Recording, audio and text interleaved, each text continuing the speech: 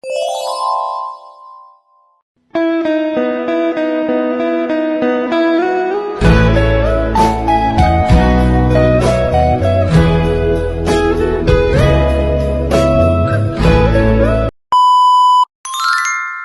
kenali teknologi hijau wira penyelamat bumi.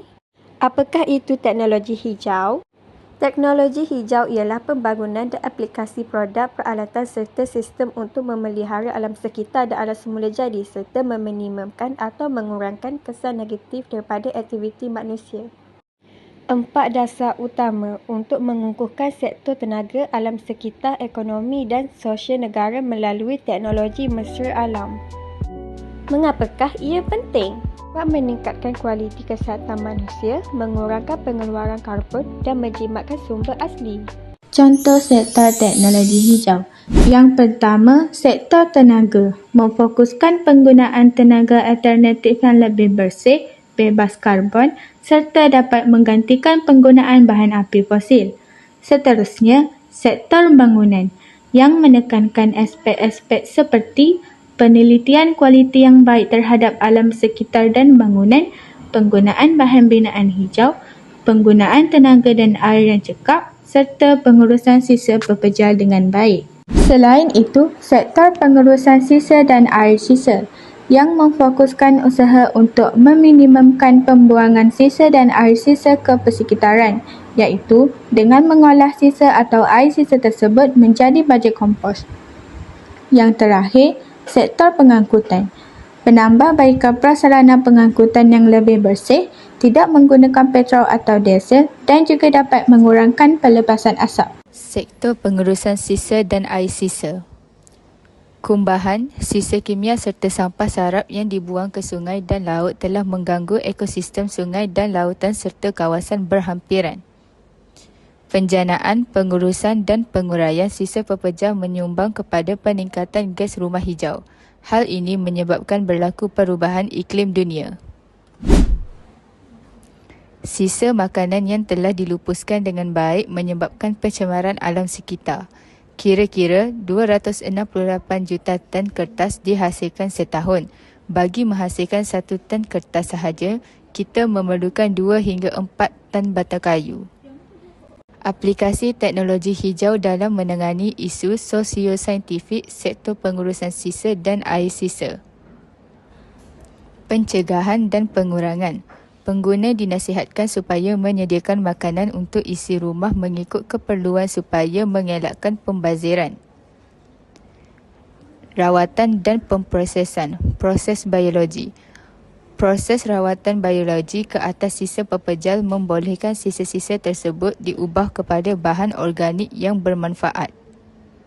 Pengasingan dan kitar semula. Melalui pengasingan ini, kita dapat mengurangkan pembuangan bahan kitar semula. Sektor pertanian dan perhutanan. Isu sosio-saintifik dalam sektor pertanian dan perhutanan. Banyak kawasan hutan dan pokok-pokok balak ditebang bagi pembukaan tanah sama ada untuk penempatan atau pertanian. Jika perkara ini tidak dikawal dan dibendung dari awal, perkara ini boleh menyebabkan berlakunya kejadian tanah runtuh, banjir besar dan kepupusan flora dan fauna. Penerokaan hutan yang berleluasa mengganggu kitaran gas di bumi. Ini kerana hutan merupakan peparuh bumi. Penukaran gas karbon dioksida kepada gas oksigen hanya berlaku semasa tumbuhan menjalankan proses fotosintesis. Pembalakan terbuka oleh para petani di kawasan ladang menyebabkan berlakunya jerebu yang teruk. Keadaan ini boleh menjejaskan kualiti udara di seluruh negara. Penggunaan racun serangga dan baja kimia berleluasa oleh para petani menyebabkan tanah tanaman tercemar. Aplikasi teknologi hijau dalam menangani isu sosio-saintifik sektor pertanian dan perhutanan. Merawat dan memproses kembali sisa-sisa pertanian dijadikan baja kompos dan mampu mengawal keseimbangan alam semula jadi. Penanaman semula pokok-pokok boleh membantu mengekalkan spesies yang sedia ada, mengawal aktiviti pembalakan dan mewartakan banyak lagi hutan simpan.